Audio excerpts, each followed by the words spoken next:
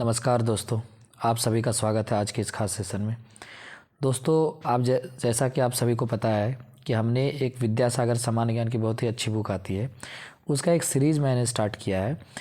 इस सीरीज़ में क्या है कि आपका पूरा जो स्टैटिक जिक है वो सीक्वेंशियल फॉर्म में क्या होगा, आपका कवर हो जाएगा।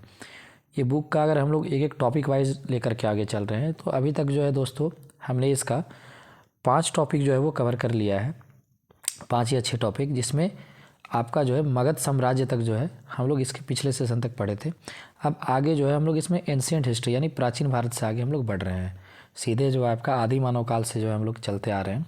और अभी जो है ये जो सेशन आपका चलेगा ये जो है वो जैन धर्म से जो है यहाँ पे स्टार्ट किया जाएगा। इससे पहले जो है इसका अंतिम सेशन जो था वो मगध साम्राज्य था, वो भी जा करके आप लोग देखिएगा। इसका प्लेलिस्ट बनाया हुआ है, तो पूरा प्लेलिस्ट आप लोग एक एक वीडियो जा करके देखिएगा तो आपका सारा जो है हिस्ट्री का क्रोनोलॉजी वो भी समझ में आते जाएगा। और सारा जो है ये क्वेश्चन है, ये सारे क्वेश्चन जो है वो एग्जाम में कहीं ना कहीं आए हुए हैं दोस्तों, तो वही सारे क्वेश्चन जो आपको यहाँ पे देखने को मिलेंगे। तो चलिए हम लोग जो है आज का अगला टॉपिक जैन धर्म एवं बौद्ध धर्म जो है इसको शुरू करते हैं। तो पहला क्वेश्चन बोल रहा है कि जैन धर्म में तीर्थकर किसे कहा जाता है। तो आप सभी को पता होगा दोस्तों कि जैन धर्म में 24 तीर्थकर हुए हैं। तो ये कह रहा है कि तीर्थकर किसे कहा जाता है जैन धर्म में। तो कहता है कि जैन धर्म के संस्थापक एवं प्रवर्तकों को, यानी जो भी जैन धर्म के संस्थापक रहे हैं या प्रवर्तक रहे हैं उन्हीं को क्या है, तीर्थकर बोला जाता है। चलिए अगला क्वेश्चन देखते हैं। जैन धर्म में कुल कितने तीर्थकर हुए।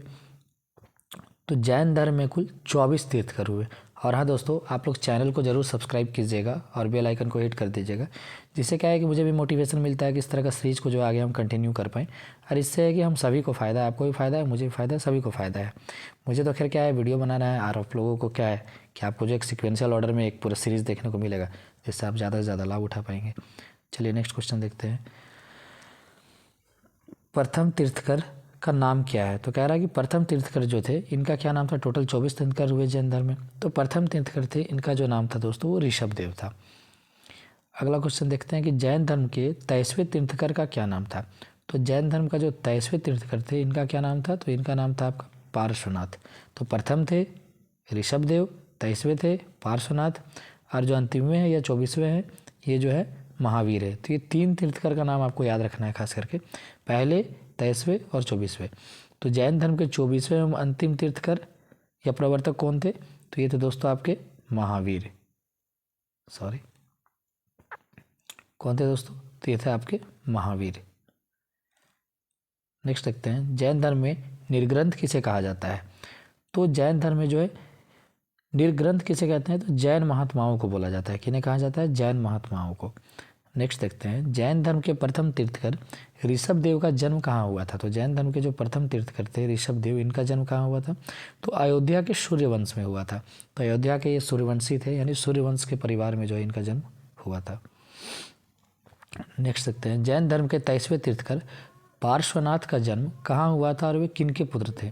तो जो 23वें तीर्थकर थे दोस्तों इनका जन्म कहाँ हुआ था और ये किसके पुत्र थे। तो इनका जन्म जो है वो काशी में यानी बनारस में हुआ था, और ये राजा अश्वसेन के पुत्र थे दोस्तों, यानी एक राजघराने से ये आते थे, और इनका जो है जन्म जो है वो काशी में हुआ था। जैन धर्म के प्रमुख सिद्धांतों की स्थापना किसने की थी। तो जैन धर्म का जो प्रमुख कुछ सिद्धांत था, कुछ प्रिंसिपल था, हर एक धर्म का कुछ ना कुछ सिद्धांत होता है दोस्तों, तो इसका जो स्थापना है वो पार्श्वनाथ ने किया था। कौन किए थे, पार्श्वनाथ। पार्श्वनाथ द्वारा स्थापित जैन धर्म के प्रमुख सिद्धांत कौन कौन से हैं। तो प्रमुख कौन कौन सा सिद्धांत था जिसकी स्थापना जो है वो पार्श्वनाथ किए थे। तो दोस्तों पार्श्वनाथ जो है टोटल 4 सिद्धांत का स्थापना किए थे। पहला है आपका अहिंसा, दूसरा है सत्य, तीसरा है अस्तेय यानी चोरी नहीं करना, और चौथा है अपरिग्रह यानी संपत्ति का त्याग, यानी संपत्ति का त्याग कर देंगे, कोई मोह माया लालच रहेगा ही नहीं, तो किसी तरह का कोई भटकाव जो है इंसान को नहीं होगा, क्योंकि आज के टाइम इंसान तो इसी के चलते भटका हुआ है। अब जैन धर्म के 24वें अंतिम तीर्थकर महावीर का जन्म कब और कहाँ हुआ था। तो महावीर जी का जन्म जो है ये कहाँ और कब हुआ था। तो 540 ईसा पूर्व में हुआ था, और कहाँ, बिहार के वैशाली के निकट कुंडग्राम में हुआ था दोस्तों। कहाँ हुआ था, बिहार के वैशाली के निकट कुंडग्राम में। महावीर के माता पिता का नाम क्या था। तो महावीर के माता पिता का क्या नाम था। तो इनका माता का नाम त्रिशला एवं पिता का नाम जो सिद्धार्थ था दोस्तों। तो महावीर के माता का नाम त्रिशला और पिता का नाम सिद्धार्थ। अगला क्वेश्चन देखते हैं हम लोग, महावीर किस वर्ण एवं जाति के थे। तो ये कौन से वर्ण या जाति में आते थे। तो इनका वर्ण था क्षत्रिय और जाति था ज्ञात्रक। तो ये क्षत्रिय एवं ज्ञात्रक जाति और वर्ण के थे दोस्तों। नेक्स्ट देखते हैं, महावीर के बचपन का नाम क्या था? तो महावीर के बचपन का नाम था दोस्तों वर्धमान। इनका बचपन का नाम क्या था? वर्धमान। महावीर का विवाह किसके साथ हुआ था? तो इनका विवाह जो है यशोदा के साथ हुआ था। किनके साथ? यशोदा के साथ। महावीर की पुत्री का नाम क्या था? तो इनकी पुत्री का जो नाम था वो प्रियदर्शना था। क्या था? प्रियदर्शना। महावीर की पुत्री की शादी किसके साथ हुई थी? तो इनका बेटी का जो है वो शादी किसके साथ हुआ था? जमाली के साथ हुआ था। और यही जमाली जो इनके पहले शिष्य भी बने थे। कितने वर्षों की कठोर तपस्या के बाद महावीर को कैवल्य यानी ज्ञान की प्राप्ति हुआ था? तो ज्ञान की प्राप्ति कितने वर्षों के बाद हुआ था महावीर को? तो इनको जो 12 वर्षों के बाद जो है वो ज्ञान की प्राप्ति हुई थी दोस्तों। अब किस स्थान पर महावीर को ज्ञान प्राप्त हुआ था? तो इन्हें किस स्थान पर ज्ञान प्राप्त हुआ था? जुम्बिक ग्राम, जगह का नाम है जुम्बिक ग्राम के समीप ऋजुपालिका नदी के तट पर हुआ था दोस्तों। कहाँ हुआ था? ऋजुपालिका नदी के तट पर। अब भगवान महावीर को किस पेड़ के नीचे ज्ञान की प्राप्ति हुई थी? तो इन्हें साल के वृक्ष के नीचे हुई थी दोस्तों। कौन सा पेड़? साल, जिसे हम लोग क्या सखुआ का पेड़ भी बोलते हैं।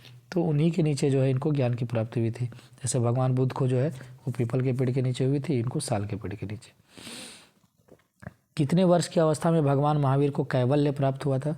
तो कितने वर्ष की अवस्था में इन्हें ज्ञान की प्राप्ति हुई थी? तो इन्हें 42 वर्ष की अवस्था में जो है वो ज्ञान की प्राप्ति हो चुकी थी।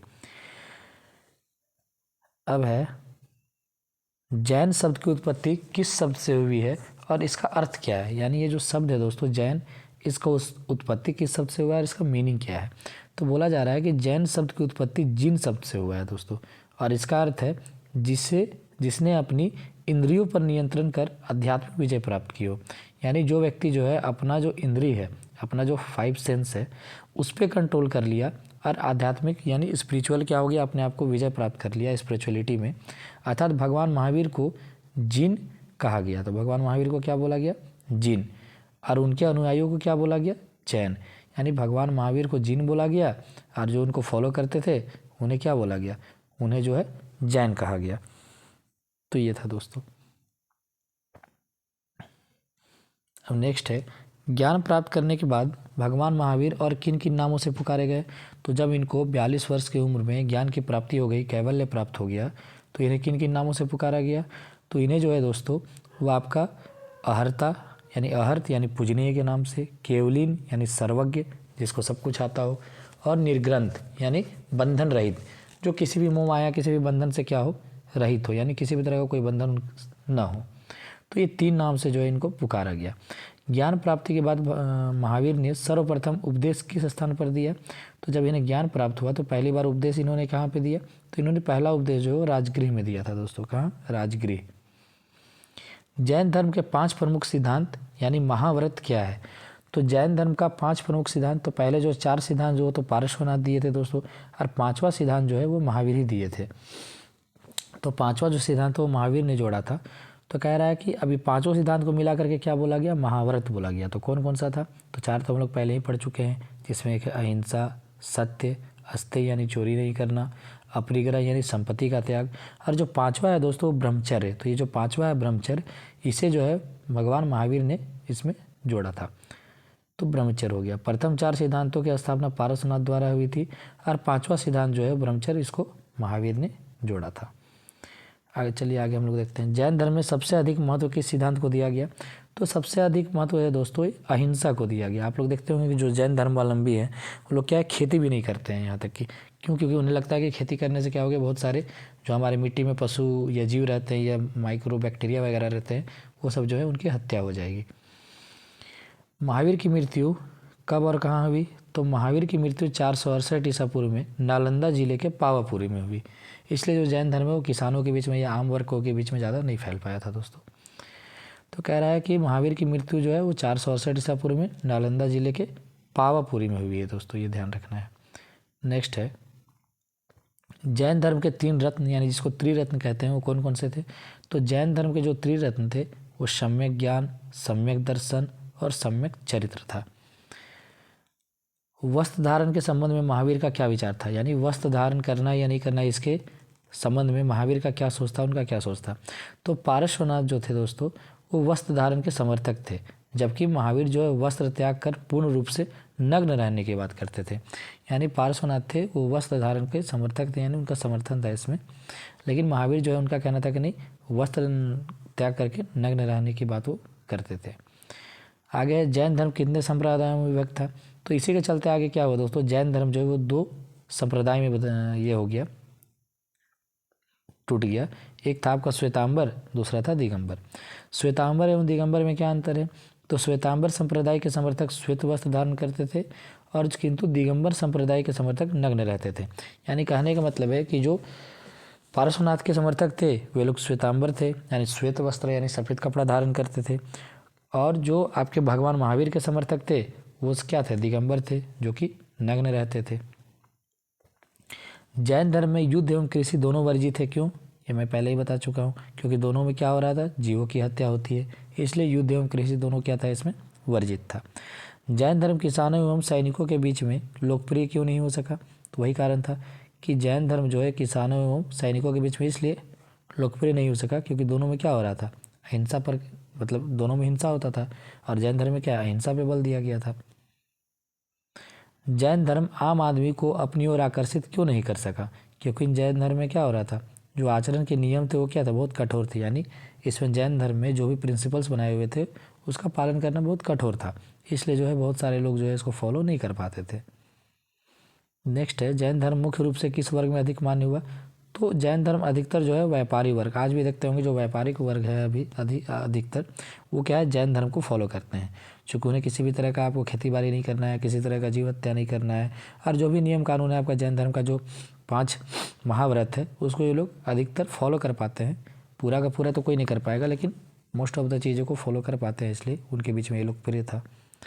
जैन धर्म का ईश्वर के बारे में क्या विचार है, यानी ईश्वर के बारे में इनका क्या विचार था, तो ईश्वर के अस्तित्व के बारे में महावीर ने कुछ नहीं कहा है, यानी ईश्वर है या नहीं इसके अस्तित्व के बारे में महावीर जो है वो कुछ नहीं बोले हैं। महावीर ने अपना पहला उपदेश किस भाषा में दिया था, तो इन्होंने अपना पहला उपदेश जो है वो पाली भाषा में दिया था। किस भाषा में, पाली भाषा में। अब मगध तथा दक्षिणी जैनों के मतभेदों को दूर करने के लिए किस स्थान पर एक परिषद का आयोजन किया गया, यानी मगध और जो दक्षिणी जैन थे ये लोग के बीच में जो मतभेद था इसको दूर करने के लिए एक आयोजन या फिर परिषद का आयोजन किया गया था। कहाँ पे, तो पाटलिपुत्र यानी पटना में।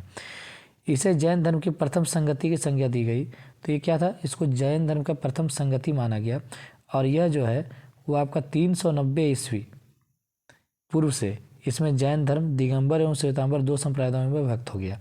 तो क्या हो गया, जैन धर्म जो है 390 ईसा पूर्व में हुई, और इसमें जैन धर्म दिगंबर एवं श्वेतांबर जो कि हम लोग ऊपर पढ़ चुके हैं 2 संप्रदाय में ये टूट गया। इस प्रकार तब से दक्षिणी जैन दिगंबर और मगध के जैन दिगंबर क्या है, मतलब दक्षिणी जैन दिगंबर दिगंबर कहलाए और मगध के जैन जो है वो श्वेतांबर कहलाए। यानी दक्षिण के जो जैन थे उनको दिगंबर बोला गया और जो मगध के जैन थे उनको श्वेतांबर बोला गया। कर्नाटक में जैन धर्म के प्रचार का श्रेय किसे जाता है, तो कर्नाटक में जैन धर्म का प्रचार का श्रेय किसे जाता है, तो चंद्रगुप्त मौर्य को जाता है। कलिंग यानी उड़ीसा में जैन धर्म के प्रचार का श्रेय किसे जाता है, तो आप लोग जानते होंगे कलिंग के नरेश यानी खारवेल, राजा खारवेल, जिसको सम्राट अशोक ने हराया था और तब से वो क्या युद्ध से संन्यास ले लिए थे।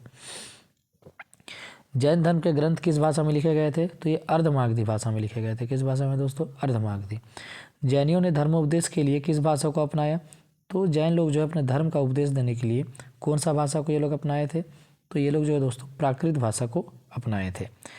जैन धर्म की द्वितीय संगति कहाँ हुई और उसकी उपलब्धि क्या थी, तो जैन धर्म की द्वितीय संगति कहाँ हुई और इसकी उपलब्धि क्या थी दोस्तों, तो ये जो है 6ठी सदी में गुजरात के वल्लभी नामक स्थान पर हुई थी दूसरी संगति, और इसमें जैन धर्म ग्रंथों को अंतिम रूप से संकलित किया गया, यानी जैन धर्म के ग्रंथों को अंतिम रूप से क्या कंपाइलेशन किया गया था, और इसके जो अध्यक्ष थे वो थे आपके क्षमा श्रवण। कौन थे अध्यक्ष, ये द्वितीय संगति का, तो ये था आपका क्षमा श्रवण।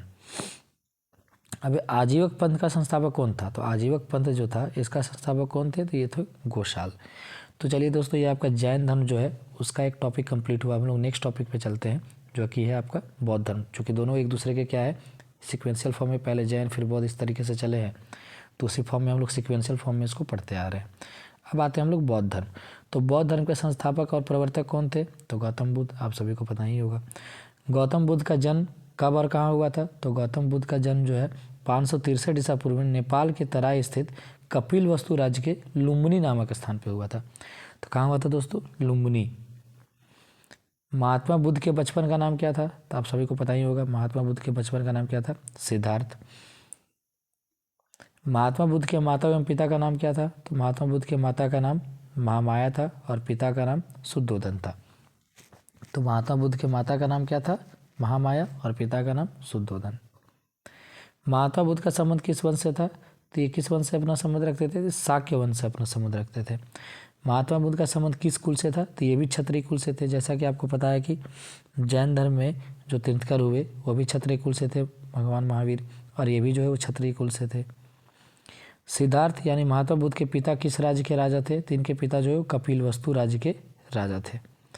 गौतम बुद्ध की शाक्य मुनि क्यों कहा जाता है? तो गौतम बुद्ध को जो है वो शाक्य मुनि क्यों कहा जाता है? क्योंकि ये शाक्य वंश से क्या करते थे? संबंध रखते थे, यानी शाक्य वंश से संबंधित होने के कारण। सिद्धार्थ यानी बुद्ध का लालन पालन किसने किया? तो इनका लालन पालन दोस्तों उनकी विमाता गौतमी ने की थी। विमाता यानी उनकी मौसी जो है इनका लालन पालन की थी। सिद्धार्थ का विवाह किसके साथ हुआ था? तो इनका विवाह जो है यशोधरा के साथ हुआ था। किनके साथ? यशोधरा के साथ। सिद्धार्थ के पुत्र का क्या नाम था? तो इनके पुत्र का नाम क्या था दोस्तों? इनका पुत्र का नाम था आपका राहुल। क्या नाम था? राहुल। कितने वर्ष की आयु में सिद्धार्थ ने सत्य की खोज में घर का परित्याग किया था? तो ये 29 वर्ष की आयु में घर को छोड़ करके सत्य की खोज में निकल गए थे दोस्तों। गृह त्याग की इस घटना को बौद्ध लोग किस नाम से पुकारते हैं? तो ये लोग जो अपना घर त्यागे थे यानी घर छोड़ करके निकल गए थे सत्य की खोज में, तो इस घटना को जो बौद्ध धर्मावलंबी थे वो किस नाम से पुकारते हैं? तो इसको महाविनिष्क्रमण बोला जाता है। क्या बोला जाता है? महाविनिष्क्रमण। सिद्धार्थ ने सत्य की खोज के लिए कठोर तपस्या किस स्थान पर की थी? तो इन्होंने सत्य की खोज के लिए जो कठोर तपस्या किया था वो गया के पास निरंजना नदी के किनारे उरुवेला गांव में। कौन सा गांव? उरुवेला गांव में। कहाँ है? निरंजना नदी के किनारे गया, आप लोग जानते ही होंगे, बहुत फेमस जगह है।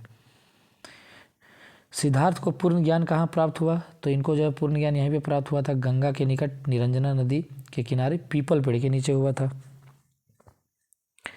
ज्ञान प्राप्ति के बाद सिद्धार्थ को क्या कहा गया? तो ज्ञान प्राप्ति के बाद सिद्धार्थ को जो है इनको क्या बोला गया? तो इनको बोला गया बुद्ध, जिसका अर्थ होता है प्रकाशमान होना, यानी इनलाइटमेंट होना। चूँकि इनको इनलाइटमेंट का प्राप्ति हुआ था यानी ज्ञान का प्राप्ति हुआ था, तो इसलिए इनका नाम जो है तब से बुद्ध पड़ गया। जिस पेड़ के नीचे सिद्धार्थ को ज्ञान प्राप्त हुआ था उसे किस नाम से जाना जाता है? तो उसे जो है बोधि वृक्ष के नाम से जो है वो जाना जाता है। जिस स्थान पर सिद्धार्थ को दिव्य ज्ञान की प्राप्ति हुई वह स्थान किस नाम से जाना जाता है? तो जो स्थान है उसको क्या बोलते हैं? उसको हम लोग बोध गया बोलते हैं। आज भी बोध गया के नाम से ये प्रसिद्ध है। महात्मा बुद्ध ने अपना प्रथम उपदेश किस स्थान पर और किसे दिया? तो ये जो अपना प्रथम उपदेश जो है वाराणसी के निकट सारनाथ में और अपने 5 साथियों जो कि काशी चले गए थे उन्हें जो है इन्होंने पहला उपदेश दिया था। महात्मा बुद्ध के प्रथम उपदेश को क्या कहा गया? तो इनका जो प्रथम उपदेश जो इन्होंने दिया था काशी में उसको जो है धर्म चक्र प्रवर्तन बोला गया। क्या बोला गया? धर्म चक्र प्रवर्तन।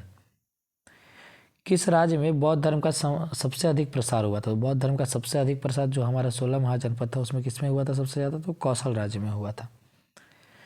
महात्मा बुद्ध के समय के कौन कौन से प्रमुख लोग इस धर्म के अनुयायी हुए थे? तो उस समय जो है कौन कौन से इनके जो समकालीन लोग थे महात्मा बुद्ध के समकालीन जो इनके धर्म के जो है अनुयायी बने थे? तो मगध के शासक बिंबिसार, अजातशत्रु, कौशल नरेश खारवेल, प्रसेनजीत, बुद्ध की पत्नी, उनका पुत्र राहुल, उनकी विमाता गौतमी और भाई जो है देवदत्त ने इस धर्म को अपनाया था। तो ये सारे लोग जो प्रमुख लोग थे जो इनके धर्म को जो है यानी बौद्ध धर्म को अपनाए थे उस समय। महात्मा बुद्ध की मृत्यु यानी निर्वाण कब और कहाँ हुई? तो इनका निर्वाण जो है 483 ईसा पूर्व में 80 वर्ष की आयु में गोरखपुर के निकट कुशीनगर उत्तर प्रदेश में हुआ था। तो कहाँ हुआ था दोस्तों? कुशीनगर उत्तर प्रदेश में। महात्मा बुद्ध की मृत्यु को बौद्ध धर्म में क्या कहा जाता है? तो इनका जो मृत्यु हुआ था उसे बौद्ध धर्म में क्या कहा जाता है? तो इसको महापरिनिर्वाण बोला जाता है। क्या बोला जाता है? निर्वाण। तो जब गृह त्याग किए थे उसको क्या बोला जाता है? महाविनिष्क्रमण। और इनका जब मृत्यु हुआ उसको क्या बोला जाता है? महापरिनिर्वाण। इन्होंने जो पहला उपदेश दिया था उसको क्या बोला जाता है? धर्म चक्र प्रवर्तन। तो सभी को आपको याद रखना है टर्मिनोलॉजी को। निर्वाण का अर्थ क्या होता है? तो निर्वाण का अर्थ होता है कि जीवन मृत्यु के चक्र से मुक्त होना, यानी जीवन मृत्यु का जो चक्र है ये साइकिल, इससे क्या हो जाना? मुक्त हो जाना, यानी निर्वाण की प्राप्ति हो जाना। महात्मा बुद्ध ने निर्वाण प्राप्ति के लिए कौन सा मार्ग अपनाया? तो जो निर्वाण प्राप्ति के लिए क्या किया? अष्टांगिक मार्ग अपनाए। क्योंकि जैसा कि हम लोग पढ़े थे कि जैन धर्म में क्या है 5 तरह का प्रिंसिपल या सिद्धांत था, उसी तरीके से बौद्ध धर्म में जो है 8 मार्ग दिया गया है, यानी जिसको अष्टांगिक मार्ग बोलते हैं। तो इनका 8 मार्ग क्या है, ये 8 प्रिंसिपल क्या है? तो ये जो था दोस्तों, पहला जो है वो आपका सम्यक दृष्टि, दूसरा है सम्यक संकल्प, सम्यक वाक, सम्यक कर्मांत, सम्यक आजीव, सम्यक व्यायाम, सम्यक स्मृति तथा सम्यक समाधि। तो ये 8 मार्ग जो था जिसके थ्रू जो है गौतम बुद्ध क्या किए थे, उपदेश दिए थे या फिर कहना चाहते थे कि भाई जीवन इस तरीके से जीना चाहिए। महात्मा बुद्ध ने ईश्वर के बारे में क्या कहा?